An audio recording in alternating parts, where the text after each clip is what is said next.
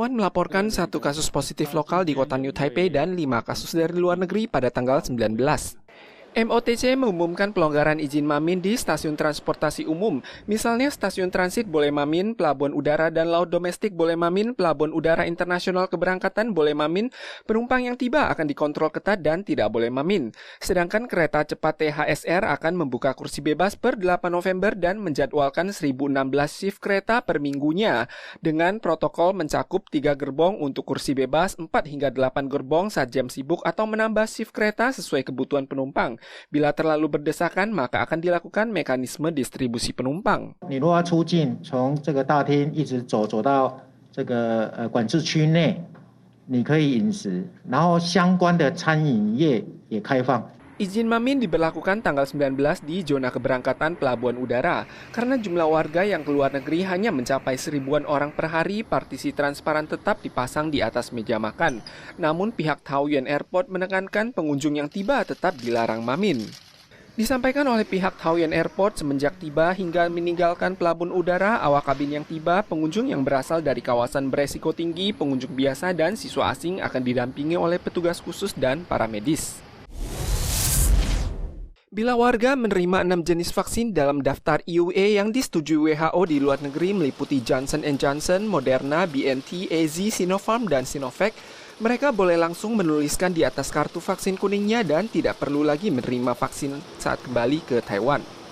Komandan CCC menekankan ini bukan berarti pihaknya mengakui kedua jenis vaksin Tiongkok dapat digunakan di Taiwan, namun hanya mencatat bahwa mereka telah divaksin.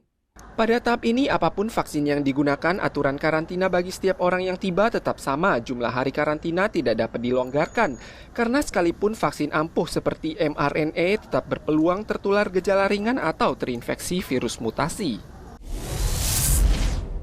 YouTuber Xiao Yui terjerat kasus teknologi pemalsuan deepfake untuk memecangkok wajah selebriti dan membuat video orang dewasa untuk dijual.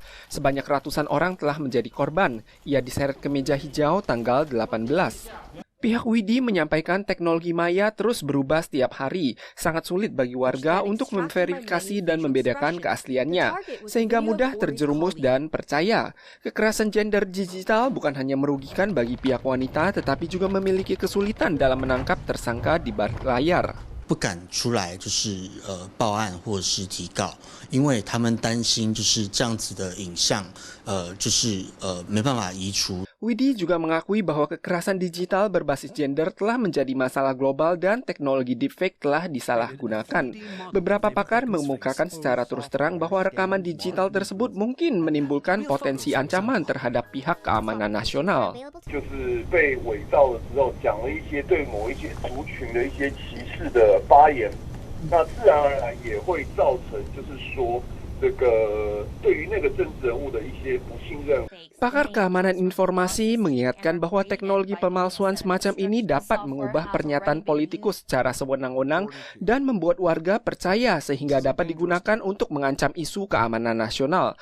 Bagaimana merespon ancaman yang timbul seiring perkembangan teknologi multimedia telah menjadi sebuah isu utama.